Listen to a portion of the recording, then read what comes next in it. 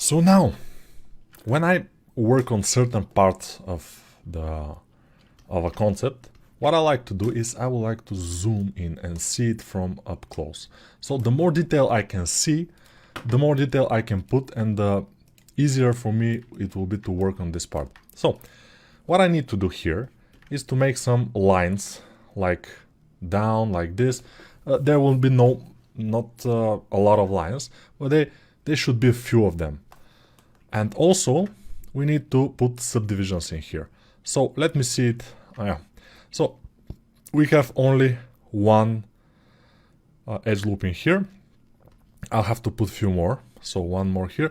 If I want to put a lot of edge loops at the same time, I will go to Insert, Multiple Edge Loops, and do this. And this will be fine. I mean, my idea is for every polygon to look as squarish as possible. Before that, there were long rectangles, and now we want them to be a little bit more squarish, so that's what I did here. And the next thing I would like to do is to insert a single edge loop, probably in this area, in the front, because I want to make this little thing in here. Let's try it. Mask. Let's mask. Invert the mask, put our pivot in here, or gizmo, and move it down here. And then we can crease this, although without mask. Yeah. This doesn't look perfect, but it could work. It's not perfect at all. It's even worse than it should be. But yeah, maybe I will move it with my move brush. Just with the move brush, a little bit back, and this a little bit forward. And this could go a little bit forward too. You see, I'm trying to achieve this kind of result. Also, those things should be sharper. This should be sharper here. There are a lot of things that we can adjust in here. But this will be when we subdivide, probably. So, let's subdivide. By the way, I don't know why this is like this. So, how to fix it? Just inflate it. I will just inflate it here, like this.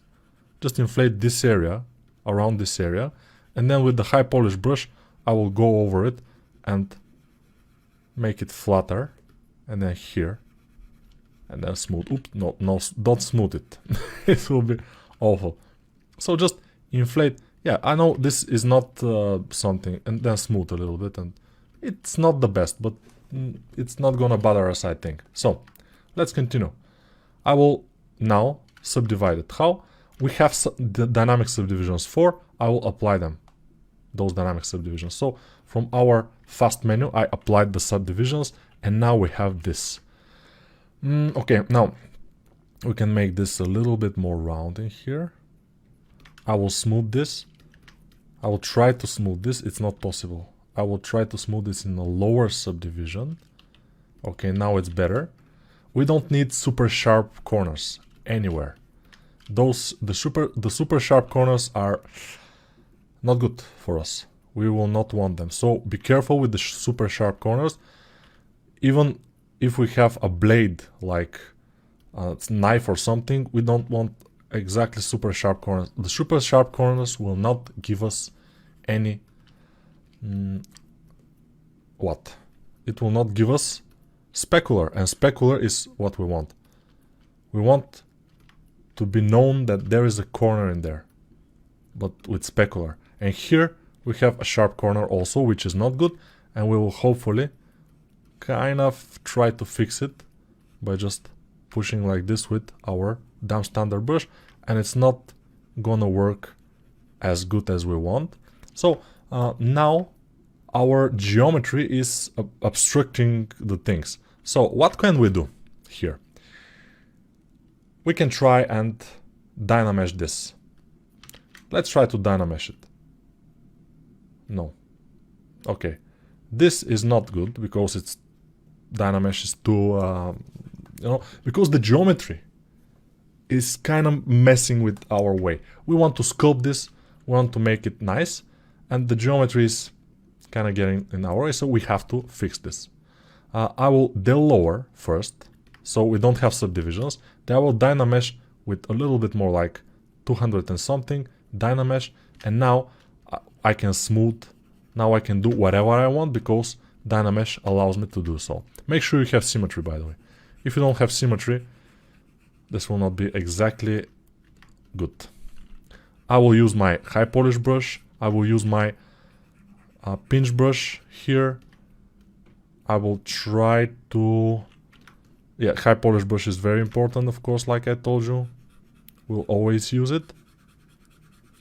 And this we will do manually.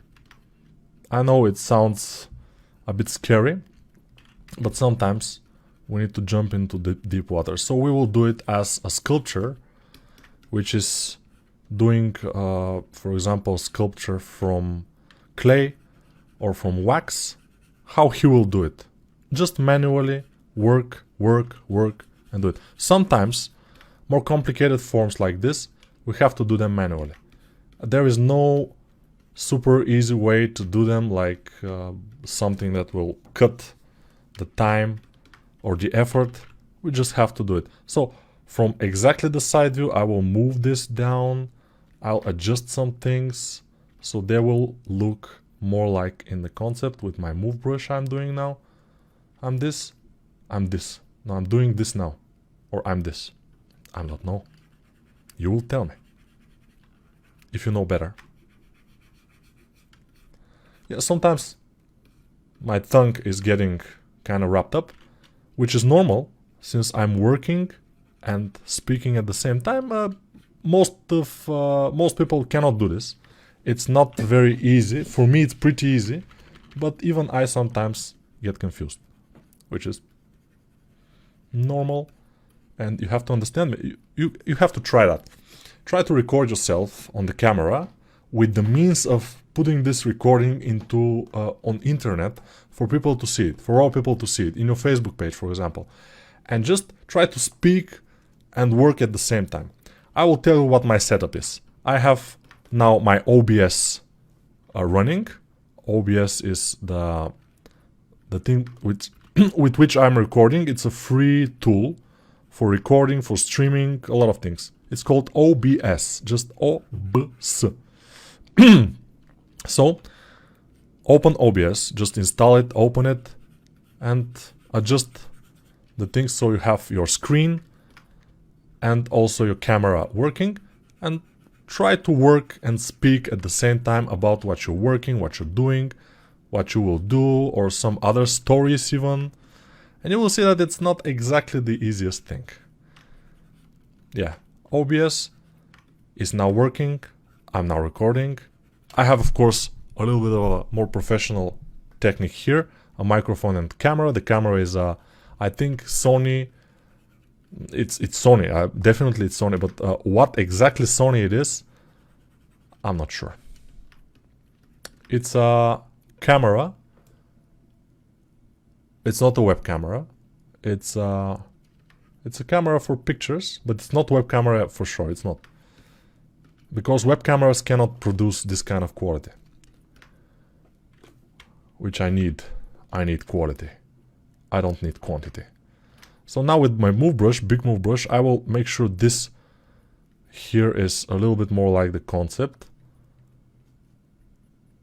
Otherwise it will stay bad, but now it's looking kind of better. I will high polish this. And yeah, we have some issues in here that this doesn't look as perfect as it should be. But we'll see how it will look later. I will do this. I will kinda do a little bit of a thinking here. Just manually making another cut. And then one probably here. And one like this. Those will barely be visible probably, because the dragon hand is there and stuff.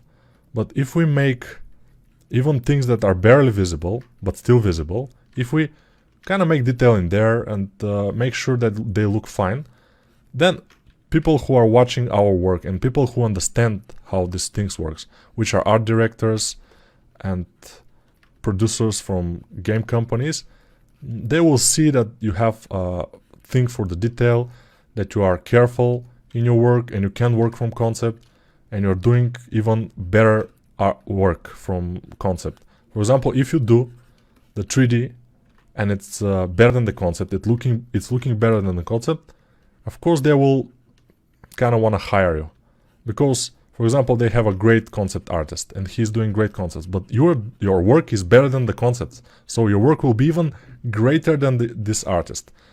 And people want, of course, their games to be nice, their art to be fine. It's normal for them to want that. I would want that too. So if I have a company, hopefully I will never have a game company or something. It's just a pain in the somewhere. Some people kind of want to make their own game or something. I don't want that. I want, obviously my purpose in life is to teach people the things that I have learned the last like maybe 25 years. I'm studying anatomy from when I was 16 years old. When I was 16 years old, by the way, I wasn't in an art school or something. I was studying economics in economics school. I was studying accountancy and statistics and some other boring stuff, which, by the way, I was not bad at. I mean, I was good at mathematics too, but it doesn't matter. Geometry, by the way, I was very good at, and that's why I became a 3D artist. Maybe no, but whatever. It's the thing is that when I was studying that, I was always drawing, and at some point, I started to draw bodybuilders from bodybuilders magazines. Back in the day, it was not magazines, it was newspapers, but then it became the same newspaper, Muscles, it became a magazine. But when it was newspaper, I started to draw the bodybuilders from there, but I drew them very, very slowly, and I drew them very carefully, and they were very nice drawings, by the way, from picture, only with pen, not with pencil. I cannot delete anything.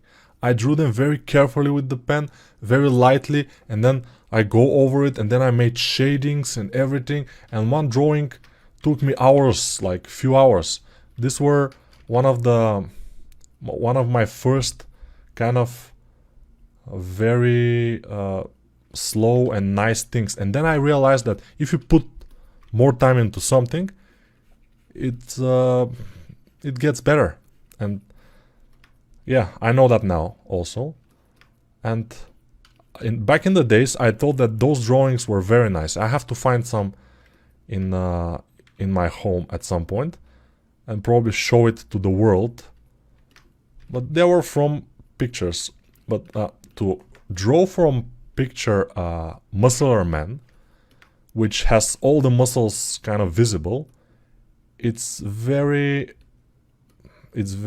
good for your learning.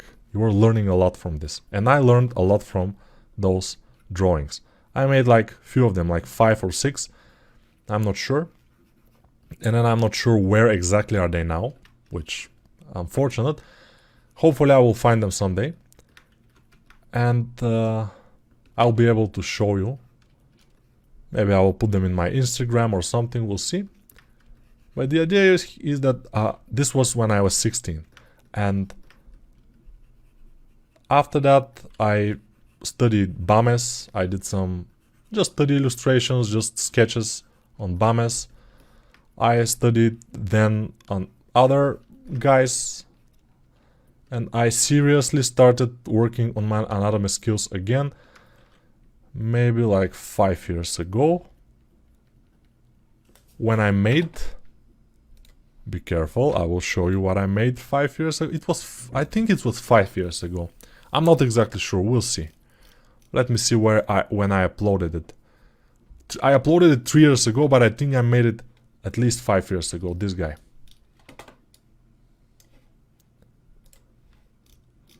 Yeah, this guy, by the way, is...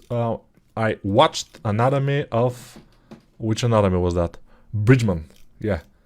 The Bridgman anatomy, and I have also a figure, a 3D print of this. The Bridgman anatomy is very interesting. It's it's difficult for the beginner to kind of grasp, because it's very pronounced. All the things are more pronounced than they are in real life. This is for teaching purposes, but if you don't know that, if you don't know how to study Bridgman anatomy, it's a little bit difficult to see what's happening. In my course, let me show which course. Of course, this is the last one. In this course, Superhuman Anatomy for Artists, I kinda go over the Bridgman anatomy too. I go over other anatomies, also images from Anatomy for Sculptures, which is maybe the best book for anatomy these days. Anatomy for Sculptures is very nice. So yeah, let's see. Yeah, I'm drawing also, drawing over the skeleton, drawing and sculpting and drawing and whatever. So my point was, anatomy is difficult and you need a lot of time to kind of study it.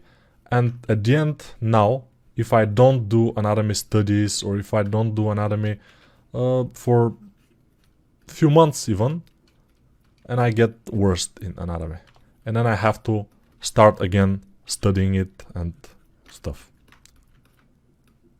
Yeah, now we can do something interesting. Let's try that. At least we can try. Maybe we will not be able to do it, but we at least need to try. So here in the Dynamesh we have polish. So let's turn on polish and drag. Oh no, we don't have enough geometry for that. So without polish, I will just increase the resolution and make this. And then here I will have to smooth some areas.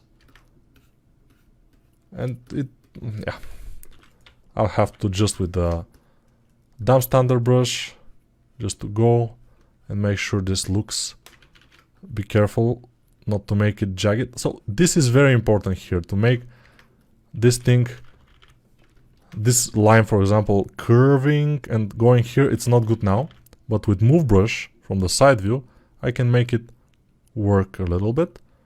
And yeah, you will say, oh, but why are you doing this? This is so much work to do this. It's not that much work. And also in cartoon drawing or in cartoon modeling, all the lines, you have fewer lines than in normal thing. You have fewer lines, but they have to be perfect. They have to be nicely done. They have to be on exactly the right places. If they're not, it will not look good. So that's why cartoon is not as easy as it looks. Everybody will say, it's very clean, it's very easy, you don't need that much detail. It's true, but it's also not super easy to do it, because everything should be very clean. And clean in ZBrush requires time. It just is this. When I see something very cleanly made and very nice, when somebody posts it, I'm pretty much impressed, because I know how much time it took this guy to do it. And this is something that we, who understand this kind of things, are acknowledging. I'm not sure how it's called. We understand that, and we price that.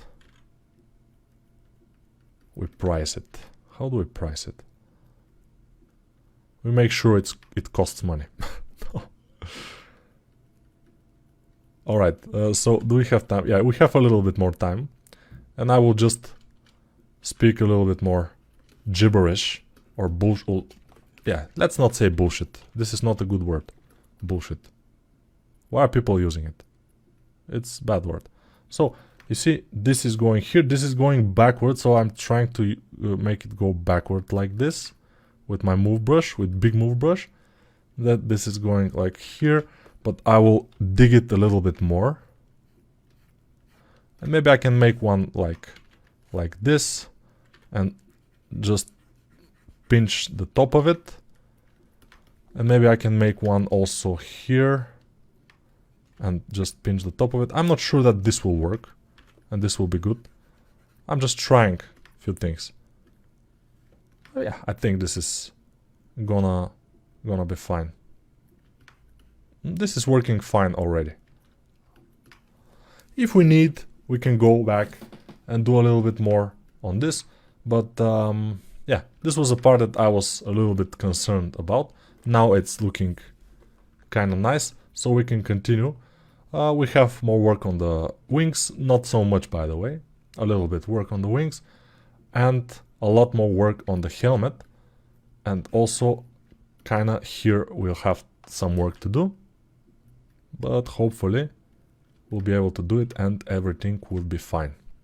So for now, I'll wish you a Merry Christmas and a Happy New Year, or Happy Birthday, if your birthday is close. Also, I can wish you Happy Easter, Happy Independence Day, most countries have that, Happy Hour, if you're on the sea, there's a happy hour from this time to this time, you get 2 cocktails in the price of 1. So happy hour and just happy overall life. And see you in the next video, of course. Be happy. Always. Like me. Like me.